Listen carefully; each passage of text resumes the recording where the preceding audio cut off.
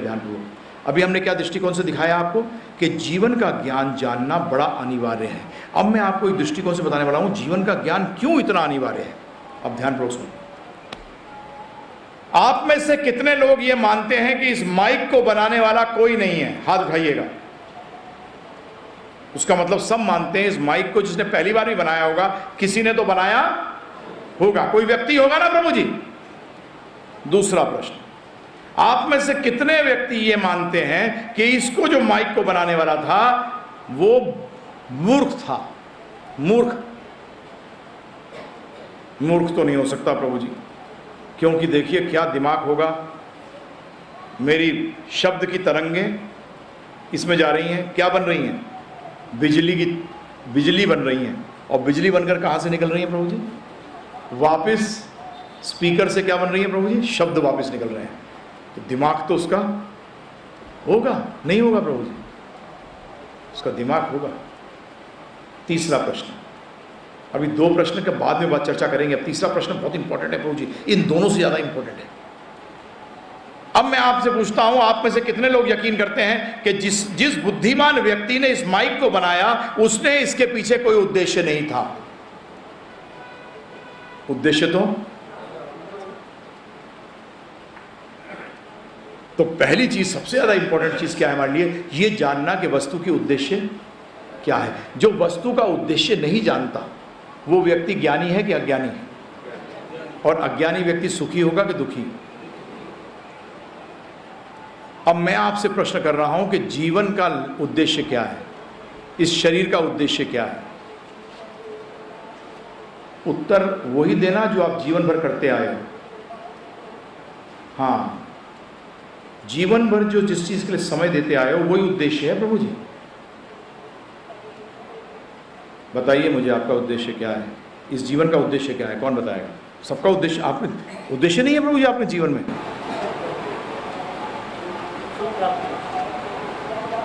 कैसे? आपने जीवन को किस, पूरे शरीर को किस में इस्तेमाल किया है? हैं जी? रोकड़ा हैं जी? जीवन, ये मनुष्य, ये शरीर इसलिए दिया गया है। ये कौन डिसाइड करेगा? मुझे बताइए कि ये सृष्टि की रचना क्यों करी गई? कौन बताएगा? बताइए, उत्तर कौन देगा कि इस सृष्टि की रचना क्यों करी गई? ये मनुष्य शरीर क्यों दिया गया?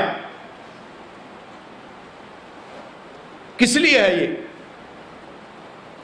अभी आपने बोला उद्देश्यहीन जीवन जो जीता है वो व्यक्ति अज्ञानी है और अज्ञानी व्यक्ति दुखी होगा। हकीकत में ध्यान रखिएगा, जो व्यक्ति उद्देश्य नहीं जानता उसको बच्चा कहा जाता है। बच्चे को बच्चा क्यों कहते हो? मैं अगर आपसे प्रश्न करूं, एक छोटा बच्चा है जिसने कभी मोबाइल ना देखा हो, 1 साल का बच्चा, 1.5 साल का बच्चा है, 2 साल का बच्चा जिसने मोबाइल कभी ना देखा, उसके हाथ में मोबाइल दे दीजिए, आप क्या करेगा मोबाइल से? बताइए मुझे। एक उत्तर है उसका, उसके साथ बात करने के सिवा सब कुछ करेगा। Right wrong? सही है गलत है? सिर्फ बात करने के सिवा उसके साथ वो सब कुछ करेगा। क्यों ऐसा करेगा? क्योंकि उद्देश्य नहीं जानता। इसी तरीके से अब मैं आपसे पूछता हूं, अगर कोई व्यक्ति छोटे से बड़ा हो जाए परंतु बुद्धि उसकी छोटी रह जाए तो ऐसा व्यक्ति क्या है? बीमार है कि सही है? तो अब मैं क्या बोलूं, आप सब क्या हैं? मैं नहीं बोल रहा, आप बोल रहे हो। बीमार व्यक्ति सुखी कैसे होगा प्रभु जी? बताइए आप मुझे, कैसे सुखी होगा बीमार व्यक्ति? आप मुझे बताओ। उद्देश्य नहीं मालूम, अपने हिसाब से उद्देश्य बनाते हैं। वो बच्चा करता है ऐसा कि मेरे हिसाब से मोबाइल क्या ये मतलब है, मेरे हिसाब से ये मतलब है। हमने सबने अपने अपने मतलब बना लिए हैं इस जीवन के, हमने सब मतलब बना लिए अपने संसार के। भगवान ने इसलिए बनाया है, पूछा आपने उनसे? अगर कोई नया कोई उपकरण आता है बाजार के अंदर, कोई भी नया उपकरण आपके पास आता है और आपको पता नहीं है क्या है, तो आप क्या करते हो प्रभु जी? उसकी जानकारी करना चाहते हो, उसका इस्तेमाल कैसे होगा, वो कैसे होता है?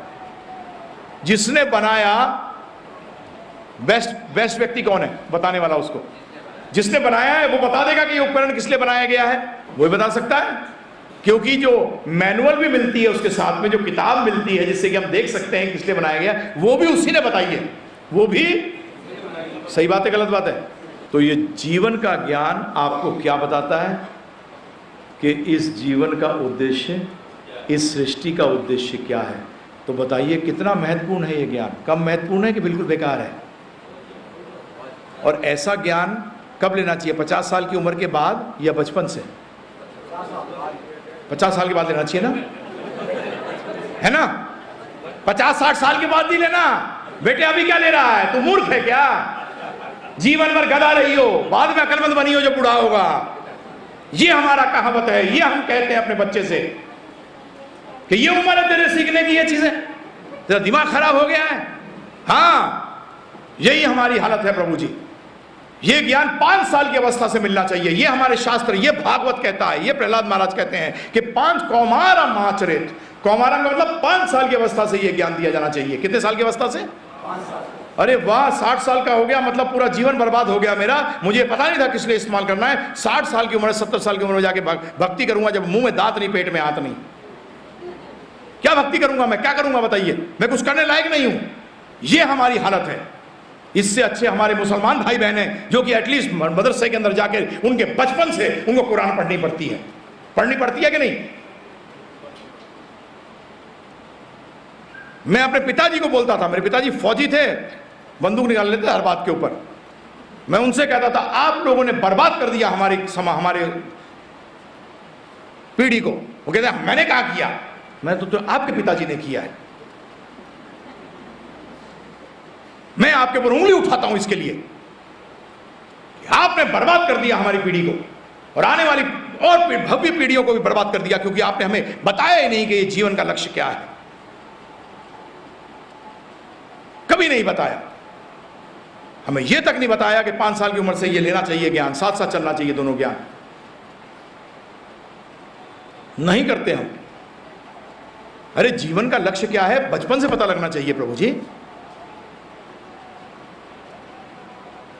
और मैं ज्यादातर युवा वर्ग में बहुत ज्यादा प्रचार करता हूं मैं, क्योंकि क्या करूं प्रभु जी, बड़े होकर सीखना मुश्किल हो जाता है, बड़ा मुश्किल हो जाता है। ये सफेद बाल बड़े आड़े आते हैं। देखो, बीमार व्यक्ति को बीमार बोलना गलत नहीं है प्रभु जी। हमारे शास्त्रों के अंदर 16 साल के सुखदेव गोस्वामी जब लेक्चर दे रहे थे, ये प्रवचन कर रहे थे, जब भागवत सुना रहे थे, तो ब्रह्मा जी तक बैठ के उसको सुन रहे थे। उम्र का कोई तकाजा नहीं है हमारे शास्त्रों के अंदर। प्रहलाद महाराज के उपदेश हम लोग भागवत के अंदर बड़े प्यार से पढ़ते हैं, सुनते हैं, जीवन में लगाते हैं। और उन्हें वो उपदेश कौन सी साल की उम्र के अंदर दिए हैं? 5 साल, जब वो स्वयं 5-6 साल के थे। 7 साल की उम्र के अंदर उन्होंने अपने जो उपदेश दिए भागवत के अंदर, वो उपदेश हैं जिनको कि ध्यान से आज भी बड़े बड़े प्रखंड पंडित पढ़ते हैं, जानने की कोशिश करते हैं कि उन उपदेशों में है क्या। ज्ञान से व्यक्ति बड़ा होता है, ज्ञान से बुजुर्ग होता है, ज्ञान से बाल सफेद होते हैं। हम चाहते हैं कि हर बच्चे का बाल सफेद हो आगे चल के, बचपन में क्यों नहीं उसको ज्ञान मिल जाए प्रभु जी? बताइए आप मुझे। आग गलत है, आग अगर सही अगर भड़क रही हो तो रोको उसको। बीमारी हो जाए बेटा तो हटा दो, सांप से दूर रहो। ये सब बताना 50 साल की बाद की उम्र में बताना चाहिए कि बचपन से बताना चाहिए? बताइए आप मुझे। ये जीवन के ज्ञान के हमारे पास समय नहीं है बताने के लिए। ये आज विडंबना है हमारे, और सबसे ज्यादा विडंबना तो हमारे हिंदू समाज के अंदर है। बहुत बुरी हालत है भारतवर्ष में, तो पूछिए मत। जब मैंने कहा मुसलमान भाई बहन, एटलीस्ट बच्चे को मदरसे में प्रभु जी जाना ही पड़ेगा। माँ बाप भेजते हैं कि जा, और हमारे यहाँ भगवत गीता अगर पढ़ने लग जाए, ओए क्या कर रहा है, तेरा दिमाग खराब हो गया। जब मैं युवा वर्ग में कई बार कहता हूँ कि जरा अपने, उनके पिताजी जिन्होंने बोला कि 50 साल की उम्र में बाद में पढ़ियो, दादाजी बोलते हैं अरे ये उम्र थोड़ी है तेरे करने की बेटा, 50-60 साल के बाद की है। मैंने जरा उनसे पूछना वो कितनी पढ़ रहे हैं? अरे मैंने पूछा उनसे, बोलते आप थोड़ी उम्र रही है पढ़ने की। उसका मतलब मैं ही बेवकूफ़ बनाता बनाने को। 10 साल की उम्र में नहीं पढ़ सकता, 20 में नहीं पढ़ सकता, 30 में नहीं पढ़ सकता, 50 में पढ़ने लायक नहीं रहा। क्या मजाक कर दिया ये? क्या आपने मनुष्य जीवन का मजाक बना दिया आपने? सुनते हैं सिर्फ, बड़ी मुश्किल से मिलता है। आपको मालूम क्या कि कितनी मुश्किल से मिलता है? अक्लमंद व्यक्ति है जो खुद गलतियां नहीं करता, जो दूसरों की गलतियों से सीखता है। हमारे शास्त्र में यही सिखाते हैं कि समझ। हम ये नहीं कह रहे कि भौतिक ज्ञान नहीं लेना, मैंने ये अभी तक नहीं कहा आपसे। मैंने क्या कहा कि वो ज्ञान अपूर्ण है, इसको क्या करना पड़ेगा, जोड़ना पड़ेगा आपको साथ में। क्या करना पड़ेगा प्रभु जी, जोड़ना पड़ेगा। योग है अब ये, योग का मतलब जोड़ना कि छोड़ना।